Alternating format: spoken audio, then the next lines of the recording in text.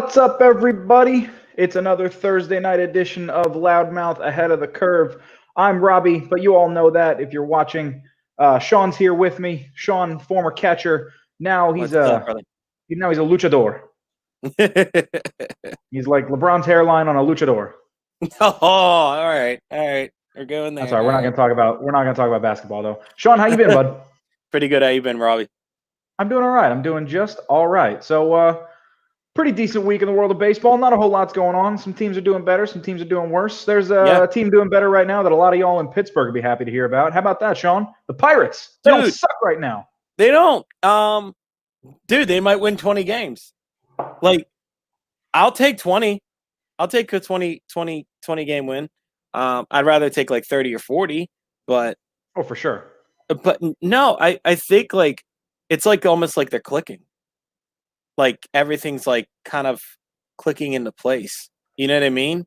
I mean, it's a big deal. It's a big deal right now. I mean, they're planning to bring up Brian Hayes if they haven't already. I actually haven't checked on him in a couple of days, but I saw they were planning on bringing him up. Have you heard anything about him? He'd be a pretty big deal. They did bring him up. They brought him up, and I think he has his first RBI and his first hit. You're absolutely right. I should have kept better track of that, but he has made his MLB debut. He is 2 for 9 so far in 2 games. He's got his first home run in his major league career. How about that? Yeah, that was it too. The first he had his home run. So like, he might be something, man. I think he's going to be something with the Pirates. Hopefully, they don't use him and just toss him off like every other good Pirate that comes along. Yeah, that wouldn't be ideal. But I mean, he's still super young. He just made his debut, obviously. So they've got 6 years after this year of club control. They've got no reason to get rid of him for any reason at all. He's got legitimate 80 grade arm strength. He's got a very plus glove over at third, and evidently some pretty decent power. So he hopefully should have the ability to stick around here in Pittsburgh. Keep on, he reminds me of a young. Who did we get rid of? He played third, and then we got rid of him, and we thought he was horrible, but he wasn't. Played third, got rid of him. We got third. He was actually pretty good. But how recently are we talking? Because the Pirates have traded a lot of people. Oh God, we're talking a few years back. We're talking several years back. Played for the Cubs. Oh, Aramis Ramirez. Yeah, he reminds me a lot of Ramirez. Yeah, I don't know that he's got the raw power that Ramirez has. No, but he's definitely he's a much better defender. He's a much better athlete. He's got a much better arm. So yeah, he really covers third really nicely. Yeah, no, I'm looking forward to watching his career and enjoying his enjoying his defensive work. He could be the next great defensive third baseman in line with Arenado and Matt Chapman here going on. Yeah, going on in Major League Baseball today. Absolutely. So, that is actually going to bring us right into our first segment of the night, Hot or Not. And the Pirates are hot. They are surprisingly hot. They are actually looking like a team playing baseball instead of a team just standing out there getting their asses kicked, which is super cool. Yes, it is. It's kind of nice to see. Unfortunately for me, team that is not my Yankees, they are struggling hard. They've lost a whole bunch of games. They were 16-8. Now they are after tonight. I believe they're 21-15. That is a skid, as we call it in the industry. They've got no starting pitching. They've got no offense, and they got 45 injuries. Sean, are the Yankees a lost cause, or do they look like they might have a chance? They probably still have a chance. Like I know it's like 16-8, and then whoop, we're 21-15. But I mean, it's the Yankees. I mean, literally, it's the Yankees every year. It's the Yankees. The Yankees always somehow pull through. They always find the right players at the right time to get them through. I mean, the past few years, no, but this year, I think we'll probably see them in the World Series. I wouldn't be surprised. And like I said, World Series is I'm still taking Braves and Yankees in the World Series. So, yeah, I still think they're not hot right now, but give them a few weeks. I think they'll be right back on track where they need to be. Boy, that would be ideal. But one team that's going to have a lot to say about that is the scorching hot Tampa Bay Rays. Yes. They have overtaken the Yankees for first place in the American League East. They are actually the top record in the American League right now, top winning percentage in the American League, second best winning percentage in all of baseball. They are looking dangerouser and dangerouser. I know those aren't words, but I'm going to say it anyway. They are looking dangerouser and dangerouser every single day. And at this point, they are 5 games ahead of the Yankees, and they are running away with that division. Yeah. Do the Rays look legit to you? Because they look scary as hell to me. I thought they looked legit from the beginning of the season, even though they were like not that great. I mean, they literally, when I was watching them play in the beginning of the season, I'm like, they're contenders. They're going to make the Yankees. They're going to make the Yankees a run for their money. So they did start the season just a little bit slow, but they've started to come into their own. They're getting contributions all the way up and down the lineup.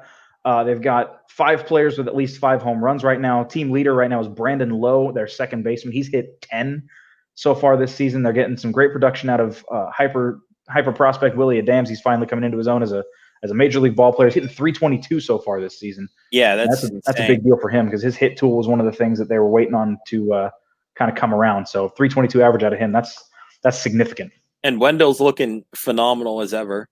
So he's productive. He plays. I mean, he's exactly what they need him to be. They need him to play second. He does it. Play third. He does it. He's been playing a lot of third lately with Yandy Diaz out, but he's been productive. He's a useful player, and he can lead off if you need him to too. Yeah, so, he's got the on base tool. He can get on base and cause havoc. He's not super fast, but he's heady. He's a smart guy. But they made a big move at the deadline. They went and got Jose Martinez off the Cubs. He is not great, but what he is they traded Jose Martinez away. I'm sorry. They for some reason, probably to bring up one of their top prospects, Randy Arozarena, who actually came over with Martinez last year. Arozarena has only played 4 games so far this season. He's already got a home run and a stolen base, though, kind of highlighting his power speed combo. How much do you know about Randy Arozarena? Because I only know that much about him, that he got traded over last year. I don't know much about him. I this is probably the first time I've heard of him through this, and I don't know much about him. Well, in 4 games so far, he's already taken 3 walks, hit a dinger, like I said. He's power and speed. He's going to be another power and speed outfielder, go along with Austin Meadows. They're never going to replace Kevin Kiermaier, but an outfield of Meadows, Kiermaier, and Renfroe with Arozarena hitting at DH. That's a dangerous squad right there. Yeah, and Meadows is nasty. I mean, yeah, he's had a little bit of a slow start to the season this year, but he was incredible last year. If I watched him as a Pirate. If I was a pitcher, I wouldn't want to go against him. No, I would pitch all around him, anywhere but where he can hit the ball. Yeah, no, he's an excellent baseball player, and he deserves every dollar that he's going to cost, because he's going to be up for an extension here in a couple of years, and the Rays are going to have to either do the Rays thing and trade him, or they're going to have to pay him. Yeah. One of their more unheralded performers this year so far has been Mike Brosso. He notably got his noggin thrown at the other night by Aroldis Chapman, and came back the next night with 2 home runs. One of them being followed by a pretty fun bat flip. He's a legit slugger. Plays 4 positions. You heard of him? Because the Rays do a really good job of finding guys that nobody's ever heard of. Yeah. With him, he's like a what do we call them? We call those guys. He's a pain in the ass in the ball club. Oh yeah. He's a bruiser. He's a guy that can rile up trouble, but when you need him, he brings it. Like, he's already played 6 positions this year. He's got 5 home runs and 10 runs batted in. He's batting .327. He's just like you said. He's a pain in the ass. He's obnoxious to play against. Yeah, and he's a maverick too in the clubhouse. They seem to be rallying around him a little bit. Yeah, so like he has that leadership role. It's just you got to deal with his antics at times. Yeah, I mean, he doesn't seem like the guy that would cause trouble, and then suddenly he's getting thrown at by Aroldis Chapman, and the teams are coming out of the dugouts ready to swing at each other, which I think was insane. Yeah, and let's actually segue into that next. Yeah, let's talk about the hottest rivalry in baseball, the Rays and the Yankees. Listen, you would think like all those years, Yankees. I remember Yankees and Boston hated each other. Just it was Yankees, Red Sox can't stand each other. They still can't stand each other. But the Rays, man, they have made some noise on them. I know 3 years ago they were throwing at the Yankees, and now they're getting thrown at, and they're complaining. Like, I know. This is it. I mean, they've been throwing at each other for years. Yankees manager Aaron Boone and Rays manager Kevin Cash kind of threw some verbal barbs at each other after this last incident, and each of them got a game suspension. This is the rivalry now. This is they're the teams that are going to go against each other, but it doesn't surprise me that Aaron Boone and Cash like traded barbs at each other, because when they were players, they were hotheads. Yeah, they were both hard-nosed players, get under people's skin kind of guys. But I like Aaron Boone as a manager because Aaron Boone fights for his players. Oh, yeah. And so does Cash. They both do. But I think Aaron Boone is just that manager that the Yankees needed since God, who was their original man? Who was their first manager, like in the 90s? I mean, Joe Torre was the guy for a long time. Yeah. So like Aaron Boone is like the Joe Torre now. You know what I mean? Yeah. He's every bit willing to go to bat for his guys, pun not so much intended. But the Yankees seem to gravitate towards him. They love being around him. He loves being around them. He's proven himself as a leader despite not actually having any any managerial experience, really any coaching experience at a high level prior to this. So, all right. So from there, we obviously there were no ejections from that game, despite the fact that everybody looked like they were ready to start swinging on each other. 3-game suspension for Aroldis Chapman, 1 game for Aaron Boone, 1 game for Kevin Cash. Shawn, you've been around the game for a long time. You're kind of old, so you've been around the game for a long time. Yes. What are some other Bush League, guys throwing at guys getting a little hot? What are some other instances you can think of off the top of your head that were really memorable? Because the first and foremost for me was, I didn't watch this live because I'm 25 years old and this was long before my time, but I saw a video recently of Nolan Ryan pegging Robin Ventura going to the mound, and Nolan Ryan just absolutely dropping him with punches. Oh yeah, in his mid-40s. Yeah, listen, watching, like, I remember watching some. Now I'm old. I remember watching like some of the great like pirate rivals, like when Pirates and Braves were going at each other. Like watching Doug Drabeck throw at somebody. Like that's a name I've heard weird. Or you get like John Smoltz and Greg Maddux just pitching really tight in with the Pirates, getting that like right at the wrist and knuckles. Like it's been like that, man. Those, you see those Bush League antics. If you go back into the like 80s, I think there was a incident where it was, I forget who the two teams were, but literally they threw at the guy like 4 different times. Yeah, to hit him, and like the 4th time he got to bat, he finally got hit. I'm like, listen. I watched one a few years ago. I don't remember who was pitching. I can't even tell you who it was. I might have been 12 or 13 when I was watching this happen. But it sounds a lot like what you're describing. A pitcher was throwing inside. He got the count to 3-2, a full count, and then he decided to peg the hitter. Yeah, it just doesn't make any sense. No, I mean, when I played, I remember getting pegged, and I was like, really? Like, like I know we pegged their guy, and we thought it, like, our pitcher was like, my bad. He gave the tip of the cap. I mean, we all thought it was good. I was catching, but I knew he was an inside hitter. I knew he liked swinging inside, so I literally called for an inside fastball because I was like, I'm gonna get him like right on the corner, right at the edge, to maybe where I can frame it right that the ump's gonna call the strikeout if he doesn't swing. And my guy threw like a little too far inside and pegged him in the hip. So I made sure, like, hey, he didn't mean that. My bad. We were trying to crowd you on the plate. Oh, it's cool. Very next inning, I was up to bat. I got right in the hip too. So I actually just found a video of a pretty fun one. I'm going to screen share this one. Brought to you by Reddit. We love Reddit. We love Reddit. So let's take a peek at this right here. I don't know who this is. I don't know when this was, but enjoy. pegged in the hip. Somebody named Randall. Yeah.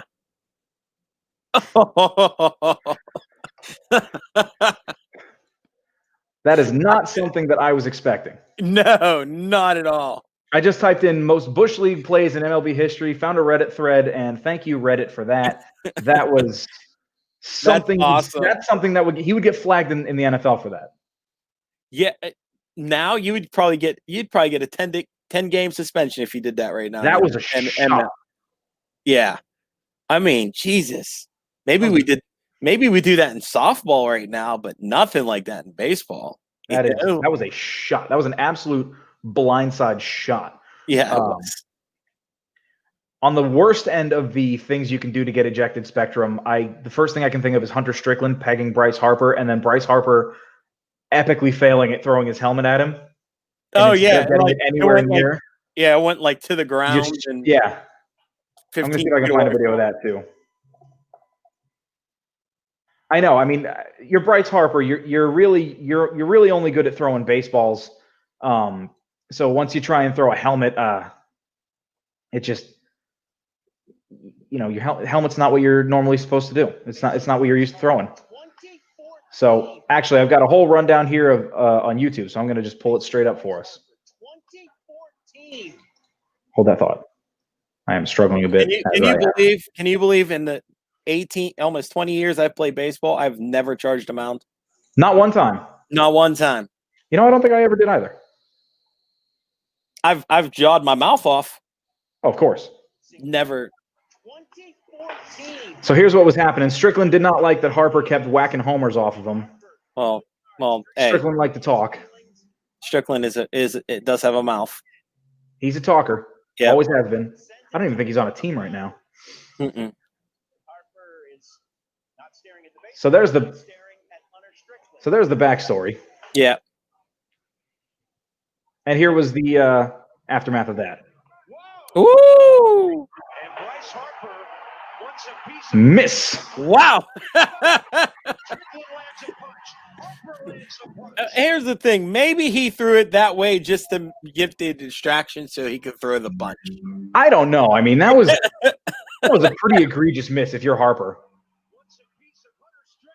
How do you miss that? I don't know. How do you whiff that badly with a helmet?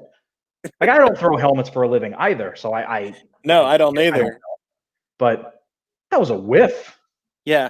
Like I said, in my 20 years of playing baseball, I've never charged a mound ever.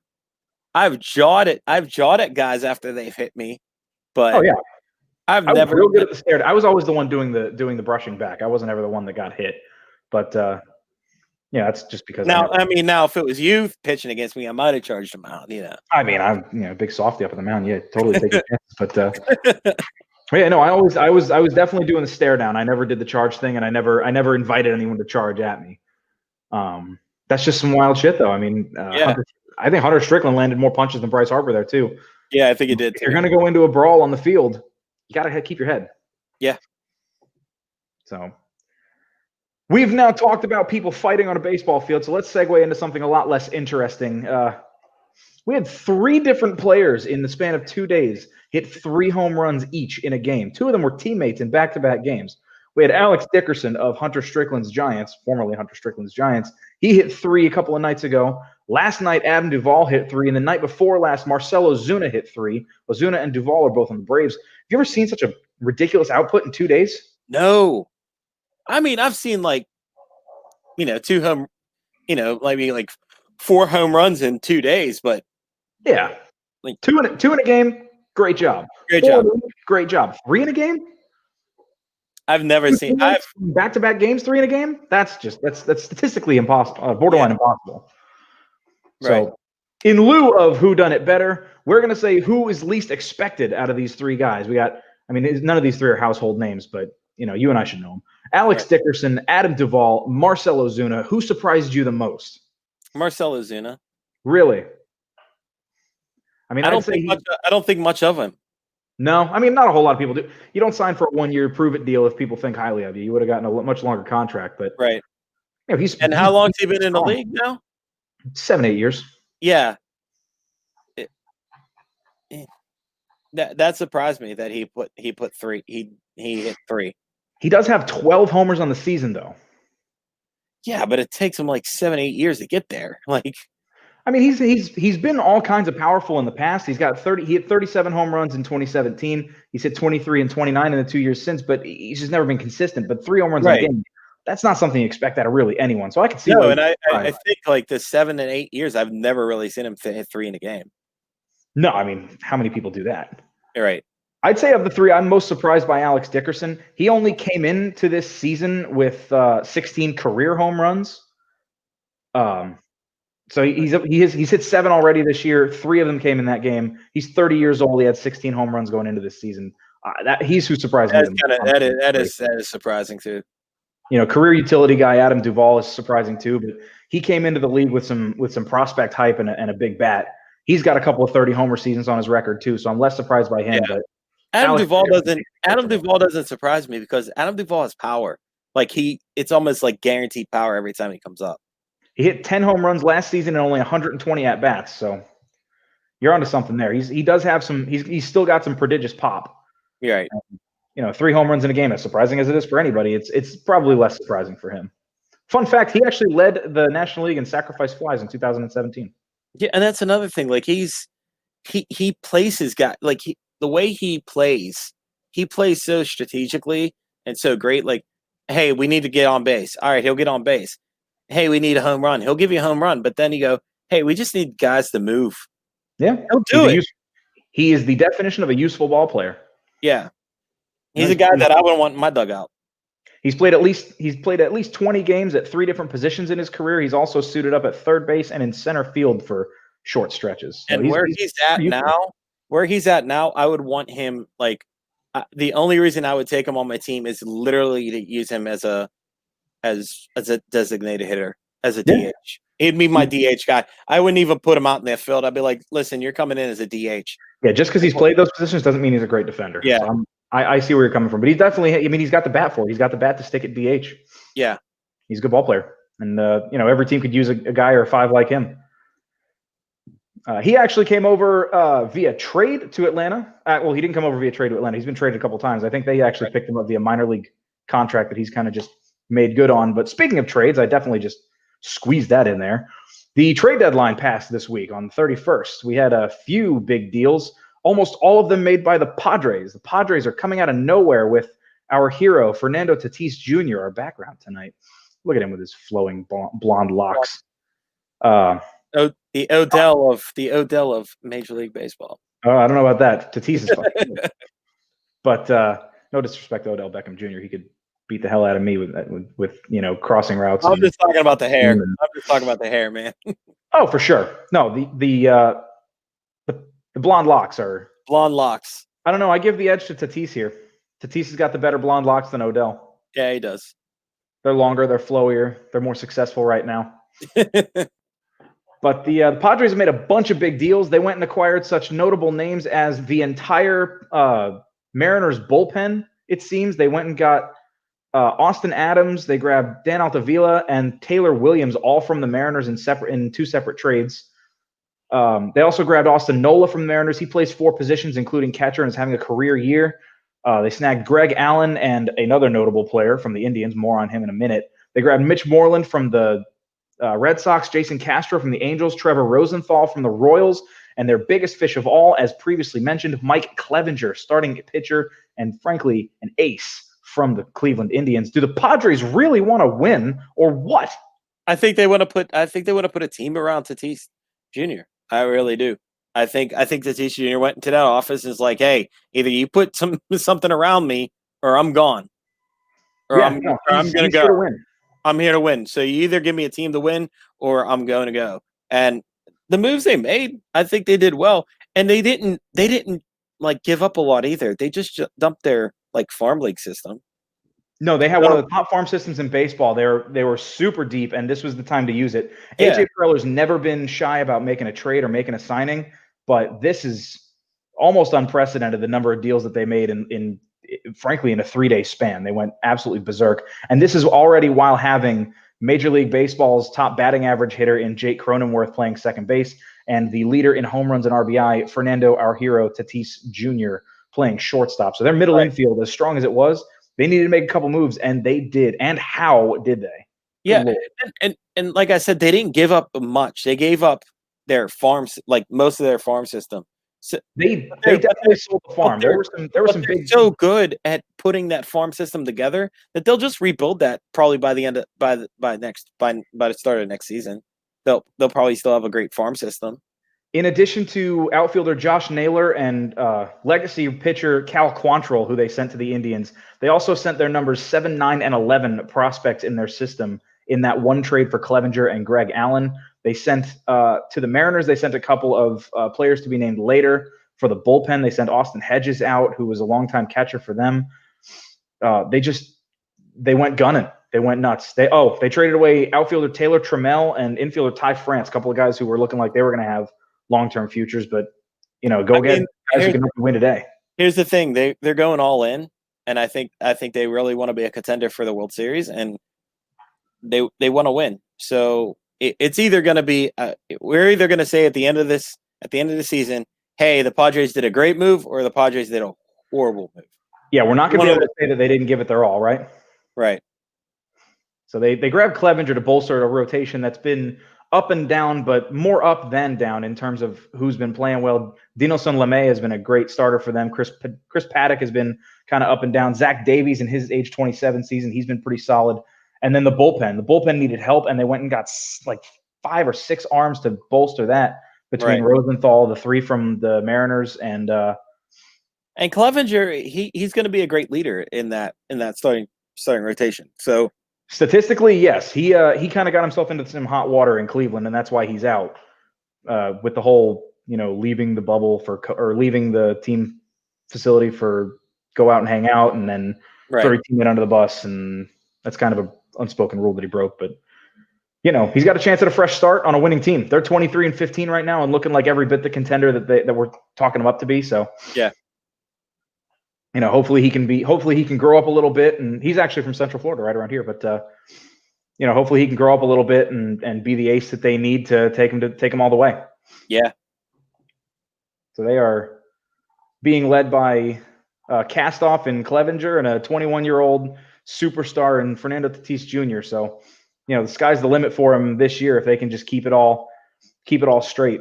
And speaking of Tatis Jr., can you believe he actually apologized for his grand slam? Man, I wouldn't have done that, but I mean, it shows maturity and grace under fire on his part, but he didn't do anything wrong. No, I would have never apologized. I just don't think he did anything wrong. It's not up to me to determine, but I wouldn't have apologized. He must just be more mature than me at 21 than I am at 25, but I wouldn't have apologized. I don't know that I would have doubled down, but he's more mature than me. I'm 38, and if I had a grand slam on you, guess what? I'm taking that I am bragging forever because I'm 38 years old. I am never hitting a grand slam ever again. So, I mean, on a team with Mike Clevenger and Manny Machado, if you're 21 and you're the leader in the clubhouse, then more power to you. Godspeed. Yeah. So he's going to have to be the mature one with guys like that on the team. Yeah. But, Machado's been playing well this season. Also, a very close second on the team in home runs and an RBI. Eric Hosmer's been resurgent this year after signing a big fat albatross of a contract in free agency a couple of years back.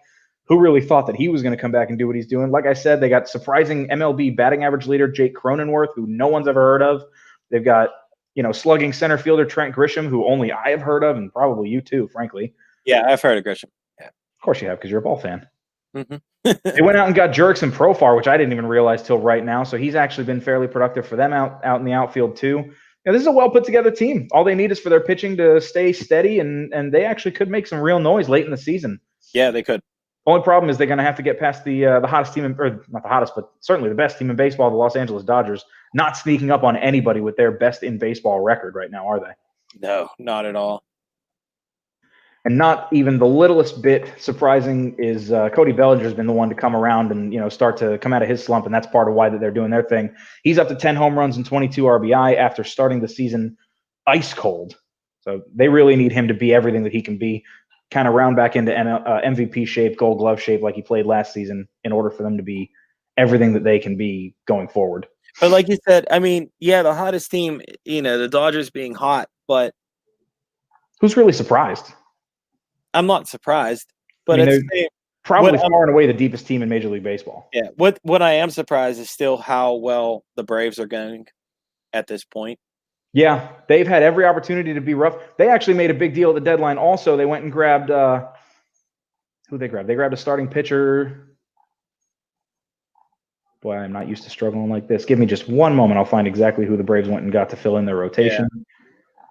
It was early. It was Tommy Milone. They went and got Tommy Milone from the Orioles. He had a really terrible first start with the Braves, but they needed that help, and he should be able to shore it up and at least pick up some innings for them. Moving forward.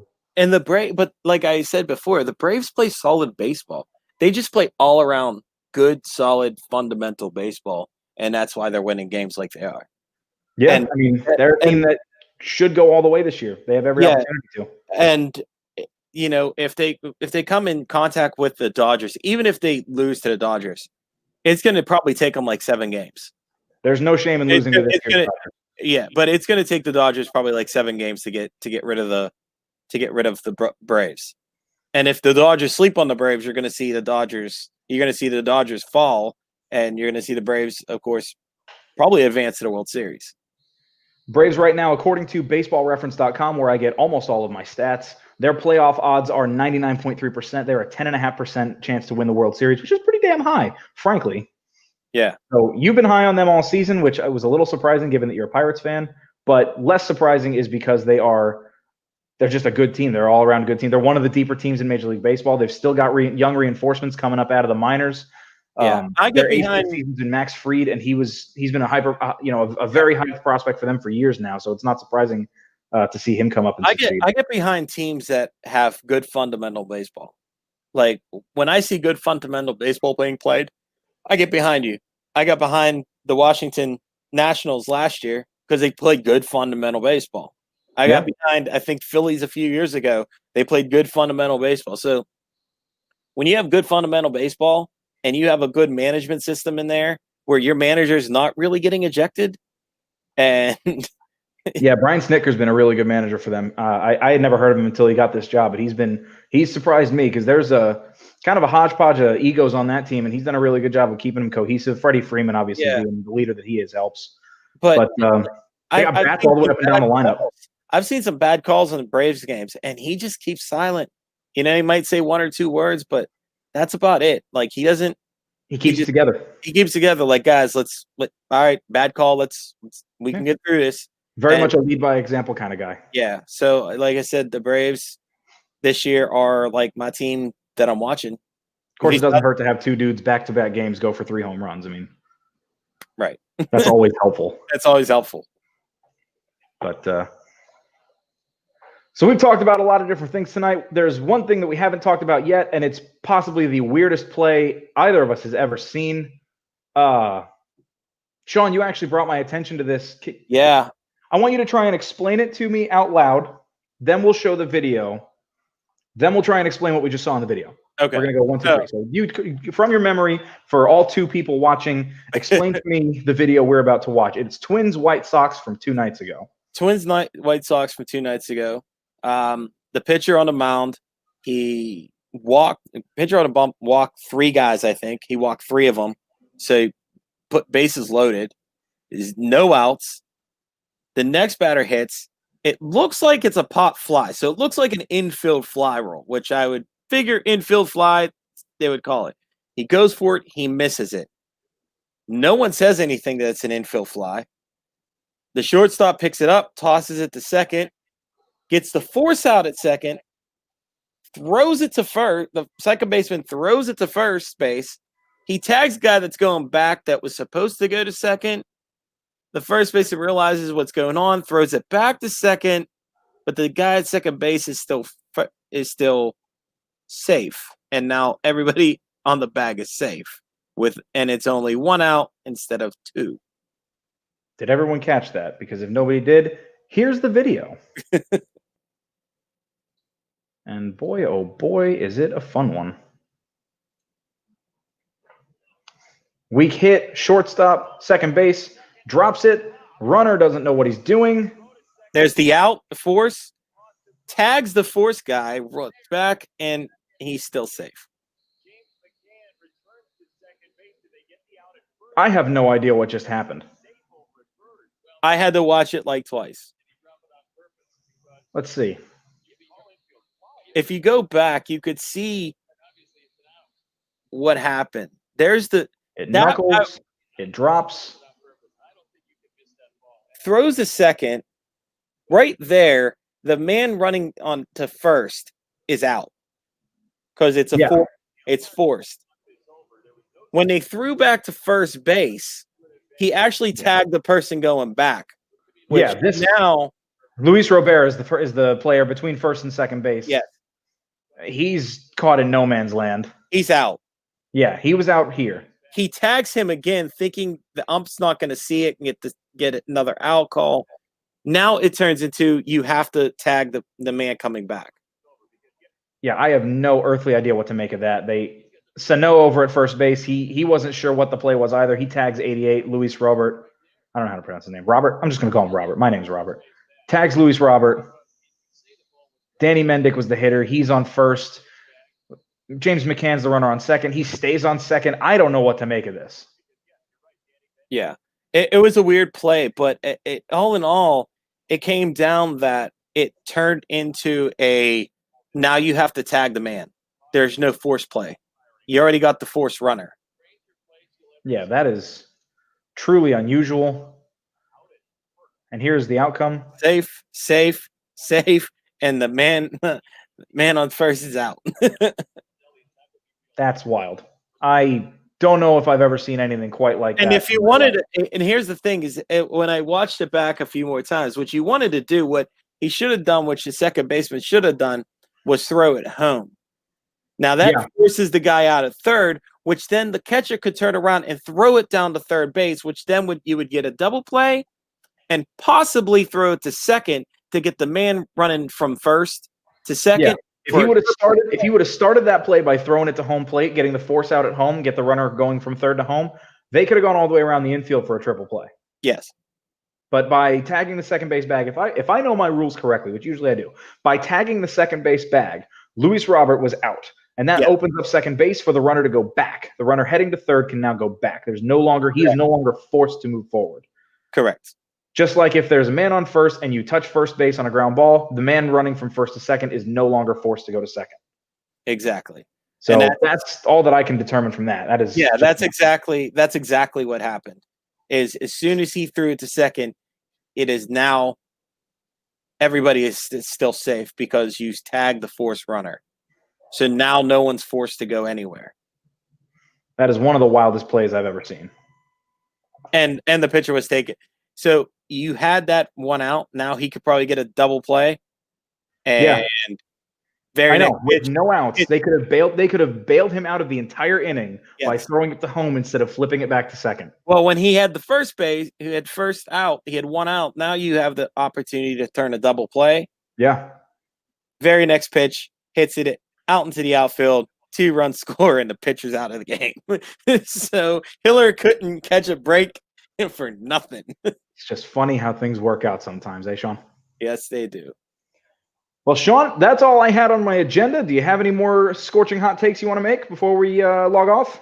Not much, man. Just come check me out Saturday. Yeah, Saturday night.